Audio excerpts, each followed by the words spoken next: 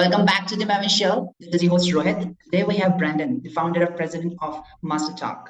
Thank you, Brenden, for having into the show. Rohit, the pleasure's absolutely mine. Thanks for having me. Yeah, man. So we were just talking about a bunch of stuff regarding the public speaking today because you've been into this last 10 years, I guess, 5, 10 years, and running the great YouTube channel and consulting the good guys into the industry as well. So would you just like to tell something about your background first, how you got started and so on? Yeah, for sure, Rohit. Happy to. So it all started in college. I went to business school, and I did these things called case competitions. Think of it like professional sports, but for nerds. So while other guys my age are playing rugby or football, I wasn't one of those guys. Or cricket, I did presentations competitively. That's how I learned how to speak. But then as I got older, Rohit, I started coaching a lot of the students on how to communicate ideas because the alternative they had was nobody. And that's how I learned how to communicate. And that's what led to MasterTalk because I felt a lot of the information I was sharing with the students wasn't really available for free on the internet. So I started making videos in my basement and then a few years later turned to something I never could have imagined. So like, so you started out in the college of yours, and now you are just doing it professionally for now. You got it. Now I do this full time. A lot of my clients are CEOs and executives, but it definitely didn't start that way. Got it. So like, and why do you think like public speaking is the most important thing for even entrepreneurs? Like, if, for entrepreneurs, it's obviously the best thing and the important thing. And why do you think like it's important? And for anyone into the this or anyone who's getting started, so how it is. Yeah, absolutely. For me, communication is so important in business or just in life because it's not just about making a sale, it's about every area of your life, Rohit. This is the way you talk to your family, it's the way you raise your children, it's the way you make friends. And once we lead and realize that communication is about leading a more fulfilling life, that's when we learn to take it more seriously. Right? So that's what I would encourage your audience to start thinking about is how are you using it to your advantage to becoming really successful.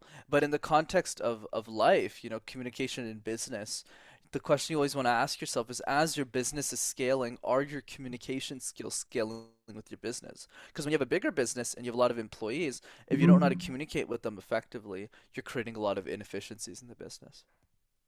Amazing. And how do you like to speak more about the public speaking is important for entrepreneurs, like more towards like small businesses, even though of mid sizes, or it's just like mid size, or even though entrepreneurs, like the big leaders are great public speakers. You know that in the industry, like the big CEOs of the companies. What do you think? What's common in them? What's common, and what the qualities as things they have, which others don't Absolutely, Rohit. I mean, you're absolutely right. All the top CEOs, most of them are all exceptional communicators. And I would say the commonality between all of them is that they have an obsession towards it. And Steve Jobs was running Apple 10, 15 years ago. He used to practice his keynotes hundreds of times because he have. had that obsession. He knew how important it was to work on their communication skills. And everybody who's at the top of any company, they learned that lesson early in their career so that they're not stuck in that CEO seat being a terrible communicator. That's why they spend most of their life working on communication to become the person they want to be. Do you think like how technology is evolving the entrepreneurship? Like technology has a big part into entrepreneurship. Now it's into the entrepreneurship. Last 10 years or last 2 years, and like where it be in the next century or so, and where it's now. You mean the future of entrepreneurship? Is that what you're asking about? Yeah, future of entrepreneurship and like how technology is into entrepreneurship. Yeah, for sure. I think for me, entrepreneurs is not something that most people should be doing. And the reason is because it requires a unique set of skills where you need to learn how to deal with uncertainty and risk and how to communicate ideas and how to constantly change your mind, which most of us can't really do as human beings. We can barely change our mind over what we want to have for dinner, let alone change the course of our business. So how that plays into technology is as society evolves, there's going to be new opportunities but also new opportunities for disruption for new tech. So, for example, 25, 30 years ago, Rohit, if you wanted to run a consumer goods company, you would have to run ads on TV. That's Yeah, what you would do to be successful. But today, that doesn't work anymore. A lot of the products are fragmented. The customer has the power now. So you need to build a brand. and like literally an influencer brand and use influencer marketing. If you don't use that, you're obsolete in the consumer world. So you need to keep adapting yourself to new tech. And like, what do you think? Like, what's the secret sauce behind the successful startups? Is it leadership? Is it something else? And if it's leadership, how the leadership should be? And you already know the big leaders in the market. So, what do you think about the same? Yeah, I think for me, the best entrepreneurs on the planet, Rohit, always assume the worst and expect for the best. So what does that mean? They assume for worst case scenarios, right? They go like, okay, what if I run out of money? But they also think about the vision. That's why Gary Tan, who's an early investor in Coinbase and many other big companies, Yeah. billion-dollar unicorns, he says that the best founders are pessimistic short term and optimistic long term. So they always worry about the day to day. Oh my God, what if this happens? What if this happens? But they're optimistic about the future of where they'll be if they keep making the right decisions and taking the right actions. Got So what do you speak about like if anyone is getting started with the public speaking and so like just getting into public speaking or who already an entrepreneur but having the phobia of getting into public speaking or having holding a mic, facing the camera, moving into, what do you speak about them? Right. What I would say in the context of, speaking in general, here's a couple of tips that I would share on speaking. So one is I would say the random word exercise. Pick a word like pistachio, tissue box, tissue paper, trophy case, and create random presentations out of thin air. And the reason this is so important is because it helps us think on our feet. Right? We're able to deal with uncertainty. And the second reason is because if you can make sense out of nonsense, you can make sense out of anything.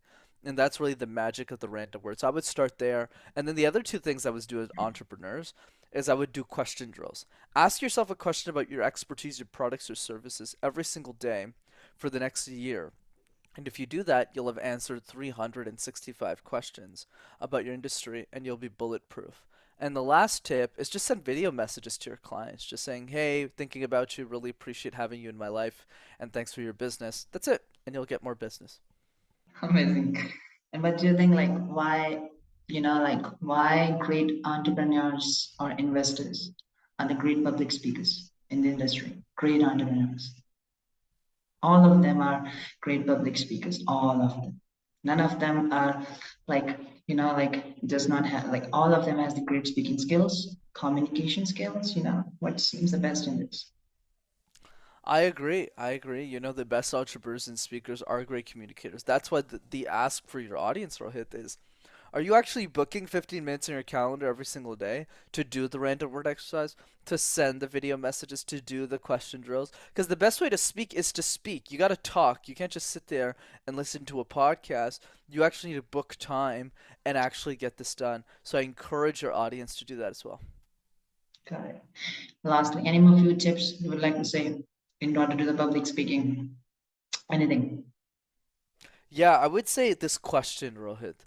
How would your life change if you're an exceptional communicator? The thing I hate about this industry is a lot of communication is surrounded by negativity. Oh my God, don't do this, don't do that. Whereas for me, it's always been about how would your life change? Dream about it. We dream about the watches, the big houses that we want to buy. When was the last time we dreamed about a life in which we're a better communicator in it? So I would start there. Got it. Would you like to share something about your master talk as well? What is it?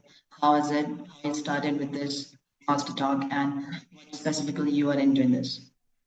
Yeah, for sure, Rohit. My vision for MasterTalk is how do we create a world where every single human being on Earth has access to free and accessible communication tools.